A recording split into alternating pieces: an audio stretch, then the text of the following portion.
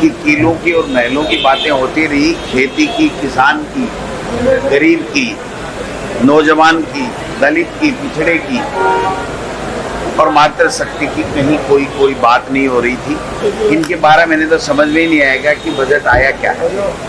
धरातल पे उतरने का कोई मतलब नहीं है इसका, केवल आंकड़ों का और शब्दों का मायाजाल है। क्योंकि केंद्र का बजट आया नहीं, इसलिए इनके पास में कुछ बोलने के लिए, देने के लिए बजट में कुछ था नहीं। आप देखिए इस बजट के अंदर एक कंपटीशन था कि कितने बार मुख्यमंत्री भजनलाल जी का नाम आएगा और कितने बार प्रधानमंत्री नरेंद्र मोदी जी का नाम आएगा। इसके अलावा कुछ भी नहीं था। आज तक के इतिहास में हमने कभी नहीं देखा कि मुख्यमंत्री लिखने के बाद भी तो मुख्यमंत्री होता है, वो ही मुख्यमंत्री होता है, उसके आगे नाम लिखने की कहाँ आवश्यकता पड़ गई। तो ये डाउट क्यों हो रहा है कि ये मुख्यमंत्री भजनलाल जी हैं कि नहीं है, मेरे ये समझ से परे है। बजट की गरिमा को तार तार किया है इन्होंने। मैं समझता हूँ कि इन्होंने 4 लाख नौजवानों को, युवाओं को नौकरी देने की बात की है और इस साल में 1 लाख की बात की। अब तक तो जो हमारे समय में, कांग्रेस के समय में, सरकार के समय में जो भर्तियां निकल करके वित्तीय स्वीकृति हो गई, परीक्षा हो गई, परिणाम हो गई, वो ही नहीं दे पाए।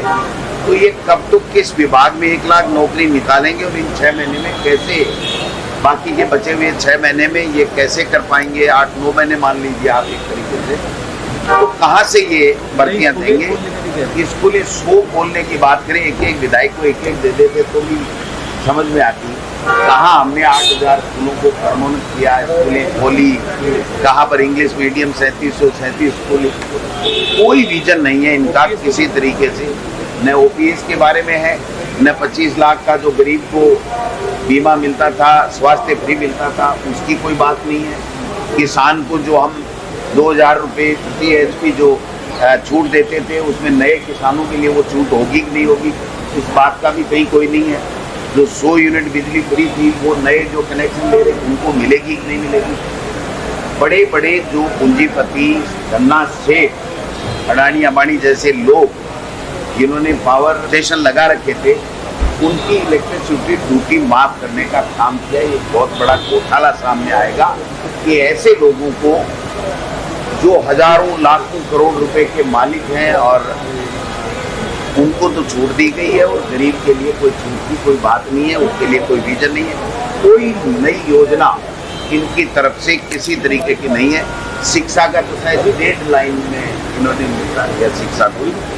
और कृषि मंत्री की गैर मौजूदगी में इन्होंने कृषि का बजट पढ़ा। अब वो कृषि मंत्री का इसमें विजन आया कि नहीं आया, ये भी समझ से परे है। मैं समझता हूँ कि ये दिशाहीन बजट था। गांव, ग्रामीण किसान का और नौजवान का 2 घंटे में कोई लास्ट के 10 मिनट नाम आया हो तो भले ही, बाकी तो किलों पे, महलों पे, नगरों पे चलते रहे, पर्यटन पे चलते रहे। अच्छी बात है, पर्यटन को भी बढ़ावा मिले, हमें इसमें कोई ऐतराज नहीं है।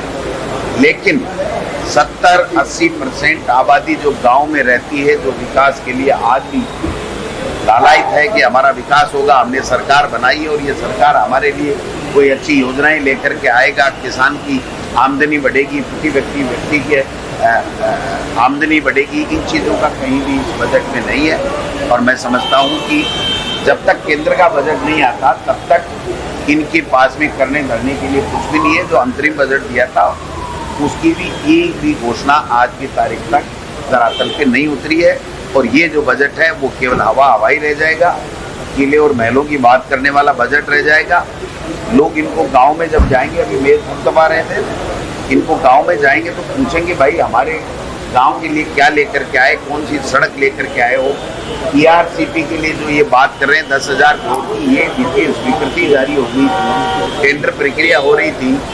तो चूँकि बजट बनाने वाले वही टीम है जो हमारे पास थी, तो इन्होंने पुनरावृत्ति कर दी उसकी। और इनके ये तालियां बता रहे थे कि भाई हमने कोई बहुत बड़ा तीर मार दिया, ये तीर नहीं मारा।